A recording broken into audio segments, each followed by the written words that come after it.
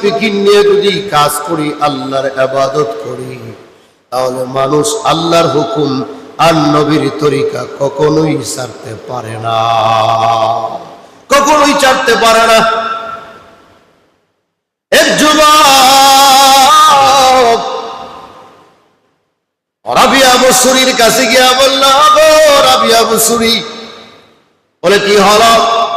বলে তুমি তো হেরে গেলে, হেরে গিয়েছো। বলে কেমনে হেরে গেলাম? বলে বুঝো না? বলে না। বলে আল্লাহ তাআলা দুনিয়াতে যত নবী পয়গম্বর রাসূল পাঠাইছেন, সমস্ত নবী রাসূলরা পয়গম্বররা হলো পুরুষ। মহিলাদেরকে আল্লাহ নবী বানান নাই, পয়গম্বর বানান নাই, রাসূল বানায় নাই। এই জন্য তোমরা ঠকে গেছো, তোমরা হেরে গেছো। মহিলারা তোমরা হেরে গিয়েছো। অন্যদিকে তাকায়া দেখেন, শুধু পয়গম্বর না, কিয়ামতের আগ পর্যন্ত মসজিদের ইমাম মুয়াজ্জিন কোন মহিলাদেরকে বানানো হবে না। সম্ভব না। বানানো যাবে? বানানো যাবে না। কোন মহিলাকে ইমাম বানানো যাবে না, কোন মহিলাকে মুয়াজ্জিন বানানো যাবে না, কোন মহিলাকে এই মসজিদের খতিব বানানো যাবে না, কোন মহিলাকে বাইতুল মুকাররমের মসজিদের ইমাম বানানো যাবে না। এটা সম্ভব না, কেউ মেনে নিবে না। এমনকি বাইতুল মুকাররমের না, হজ্জে বাইতুল্লাহ গেল, সেখানেও আল্লাহর ঘর যেখানে আছে মক্কা, সেখানেও কিয়ামতের আগ পর্যন্ত কোন মহিলাকে ইমাম বানানো সম্ভব হবে না। হবে? হবে। ওই যুবক বলতেছে, এই দিক দিয়ে তোমরা হেরে গেছে। কারে বলতেছে? রাবিয়া বসুরিকে। রাবিয়া বসুরি ডাক দিয়ে বলে, যুবক শোনো, আমারও একটা জবাব আছে। তুমি কি মনে করো মহিলারা হেরে গেছে? বলে হ, মহিলারা হেরে গেছে। রাবিয়া বসুরি ডাক দিয়ে বলে, যুবক শোনো,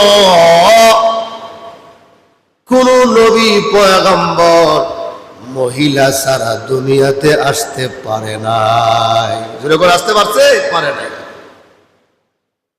রাবিয়া বসুরি ডাক দিয়ে বলে, কোন মহিলার পেট সারা, মহিলার উদর ছাড়া মহিলা ভূমিষ্ঠ না করলে কোন নবী রাসূল পয়গম্বর দুনিয়াতে আসে নাই, আসা সম্ভব না।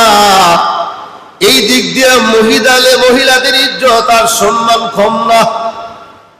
তুমি মনে খালি শুধু মনে করেছো মসজিদের ইমাম বানানো যায় না মহিলাকে। কোন পয়গম্বর আল্লাহ বানান নাই, নবী বানান নাই, রাসূল বানান নাই। এই দিক দিয়ে আমরা হেরে গেছি। কিন্তু অন্য দিক দিয়ে আমরা সারা, মহিলা সারা আল্লাহ কোন পয়গম্বর দুনিয়াতে পাঠাতে পারবে না। সুবহান। মহিলার ইজ্জত আছে না নাই? আছে। সম্মান আছে না নাই? আছে।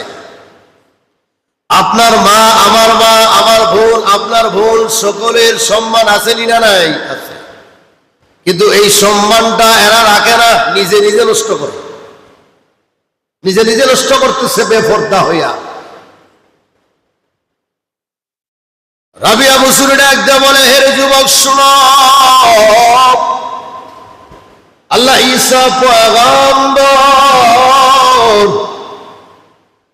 আল্লাহ ঈসাকে বানাইছেন বাবা ছাড়া, মহিলা ছাড়া কিন্তু বানাইতে পারে নাই। যেরকম ভাবছে পারে না। আল্লাহ তাআলা ইচ্ছা করলে পুরুষ ছাড়াও সন্তান জন্ম দেওয়াইতে পারে। পারে কি পারে না? পারে। এটার উদাহরণ হলো ঈসা রূহুল্লাহ। আল্লাহ বাবা ছাড়া, পুরুষ ছাড়া ঈসাকে জন্ম দেওয়ায় আল্লাহ দেখাই দিয়েছেন, আমি ইচ্ছা করলে পুরুষ ছাড়াও সন্তান জন্ম দেওয়াইতে পারি। সুবহান। রাবিয়া বসুরি ডাক দিয়ে বলে, যুবক শোনো, মহিলার সম্মান কেমনে কমাবা? এখানে অন্য দিক দিয়ে তাকায় দেখো, ঈসাকে আল্লাহ তাআলা তার বাবা সারা মেয়ের মাধ্যমে দুনিয়াতে আল্লাহ আগমন ঘটিয়েছেন, তাহলে মহিলাদের ইজ্জত সম্মান কোন দিক দিয়ে কম না। আমার বড় ভাইয়া, আল্লাহ রাব্বুল আলামিন ইজ্জত দিতে হলে, সম্মান দিতে হলে, সেটা দেওয়ার মালিক আল্লাহ। আল্লাহ যে কোনো মাধ্যমে আপনি আমাকে সম্মান আর ইজ্জতের কৌটায় নিয়ে পৌঁছাইতে পারে কি পারে না? পারে। আপনার চরিত্র, আপনার আচার ব্যবহার, ইবাদত, বন্দেগী সব কিছু হতে হবে কোরআন সুন্নাহ অনুযায়ী। কোন সময় আপনার সম্মান আল্লাহ বাড়াবে আপনি বলতেও পারবেন। ইহুদি খ্রিস্টান বেঈমান কাফেররা বুড়া হলে দেখবেন, বিধর্মীরা বুড়া হলে তাদের চামড়া যখন কুচ হয়ে যায় তখন তাদের দিকে তাকাইলে বানরের মতো লাগে, যেরকম ঠিক না? বানরের মতন চেহারা দেখা যায়। আর মুসলমান যদি বুড়ো হয়, বয়স্ক হয়, মুখে চাপদারি থাকে, পরহেজগার হয়, আল্লাহওয়ালা হয়, নামাজি হয়, আল্লাহর ইবাদত গুজারি হয়, তাকে বানরের মতন লাগে না। দেখা যায় তার চেহারার মধ্যে আল্লাহর নূর চমকাচ্ছে। সুবহানাল্লাহ। কেন? এটা ইবাদতের কারণে, বন্দেগীর কারণে, নামাজের কারণে, আল্লাহ তাআলার জিকিরের কারণে, রাসূলের দুরূদের কারণে। এগুলো আল্লাহ তাআলার চেহারার মধ্যে আলাদা সৌন্দর্য দিয়ে দেয়। সুদখোরের দিকে তাকায়া দেখেন, ঘুষখোরের দিকে তাকায়া দেখেন, জিনাখোরের দিকে তাকায়া দেখেন, যারা অন্যায় অনাচার করে, যারা গুনার মধ্যে লিপ্ত, আপনি তাদের চেহারার দিকে তাকান, আর একজন নামাজি আল্লাহওয়ালা মানুষের দিকে তাকান, যদিও কালো হয় এরপরে দেখবেন নূরে চমকাচ্ছে। সুবহানাল্লাহ। কেন? এটা ইবাদত আর বন্দেগীর কারণে। দুইটা জিনিস ফলো করবেন জীবনে।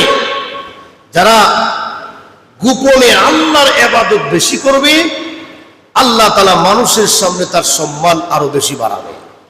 যারা গোপনে বেশি বেশি গুনাহ করবে, আল্লাহ তাআলা দুনিয়াতে তাকে বেইজ্জতি আর জিল্লতের জীবন আল্লাহ তাআলা দান করবে। এটা বুঝে রাখবেন, শান্তি থাকবে না। গোপনে ইবাদত করেন, আল্লাহ তাআলার বন্দেগী করেন, দেখবেন আল্লাহ ইজ্জত সম্মান বাড়াবে। আর গোপনে গুনাহ করেন, গোপনের গুনাহ আছে না নাই? আছে।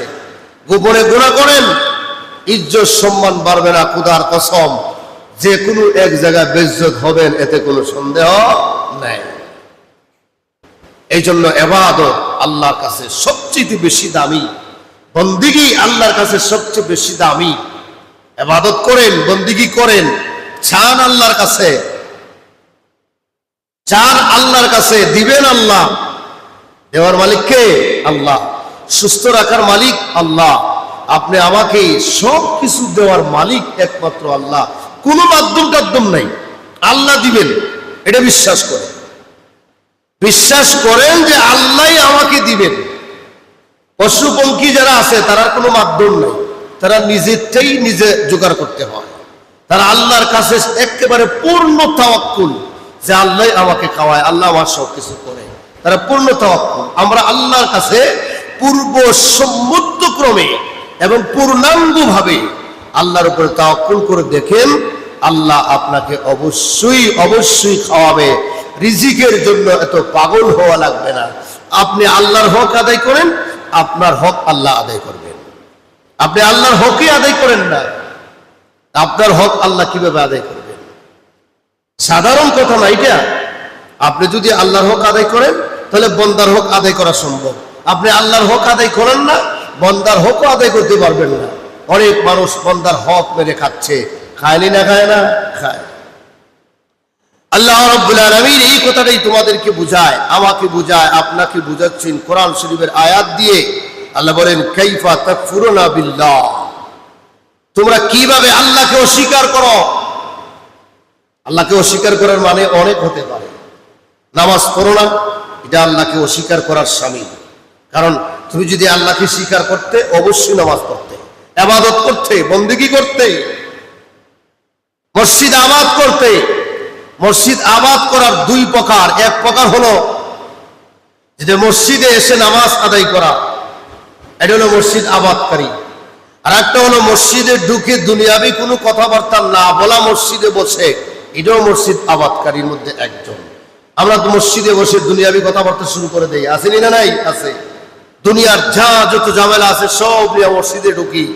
আমার বড় ভাইয়েরা, মসজিদ আবাদকারীদের জন্য সুসংবাদ আল্লাহ রসুল দিয়েছেন। আল্লাহ বলেন, কিয়ামতের ময়দানে যতটা মসজিদ আছে, কিয়ামতের সময় প্রত্যেকটা মসজিদ জান্নাতে আল্লাহ ঢুকাবেন। সুবহানাল্লাহ। মানে প্রত্যেকটা মসজিদকে জান্নাতের স্থান বানাবেন, জান্নাতের স্থান।